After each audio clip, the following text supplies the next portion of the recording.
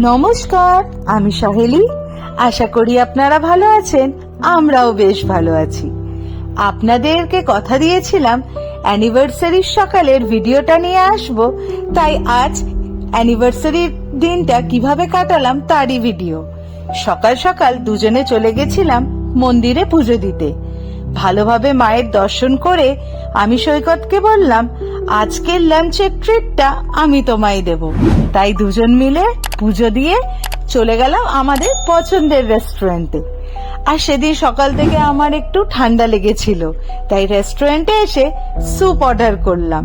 কিন্তু জানেন তো, আমার আবার এই যে মকটেল না খেলে কোনো খাবারই যেন পেটে যায় না। আর সবশেষে আইসক্রিমটা তো ম্যান্ডেটারি। কি অপূর্বভাবে সাজানো না আইসক্রিমটা। সন্ধে থেকে সেরকম কোনো প্ল্যান ছিল না, কিন্তু সৈকত আমাকে বলল, চলো দুজন মিলে একটু কফি খেয়ে আসি। তাই আমিও ভাবলাম অ্যানিভার্সারির দিন একটু ভালোভাবে সেজে গুজেই যায়। হঠাৎ করে দেখছি ক্যাফেতে এসে হাত ধরে ওপরের ফ্লোরে নিয়ে যাচ্ছে। আমি আবার ভাবলাম যে হয়তো নিচে জায়গা নেই বলে, কিন্তু ওপরের ফ্লোরে গিয়ে দেখি এরকম আমার জন্য একটা সারপ্রাইজ প্ল্যান করে রেখেছে, আর যেটা আমিও জানতে পারিনি। আমি তো প্রচন্ড আনন্দ পেয়ে গেছি। গিয়ে দেখি চারিদিকটা বেলুন দিয়ে সাজানো, আমার পছন্দের গোলাপ ফুল, তাও আবার লাল গোলাপ, আর আমার ফেভারিট ফ্লেভারের কেক। একসাথে সব আনন্দ যেন আমার হাতের মুঠোতে। সাথে আবার বাড়ির মা বাবা মাসিদের ভিডিও কলেও কানেক্ট করে নিয়েছে।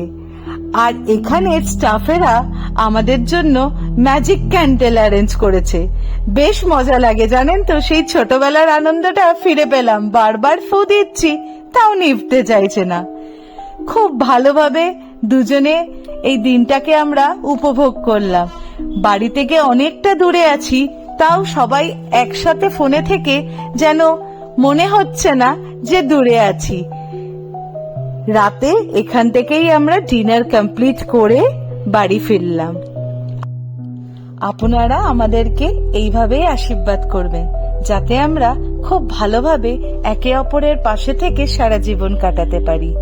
তাহলে ভালো থাকবেন, সুস্থ থাকবেন, আনন্দে থাকবেন। আজ আসি, টাটা।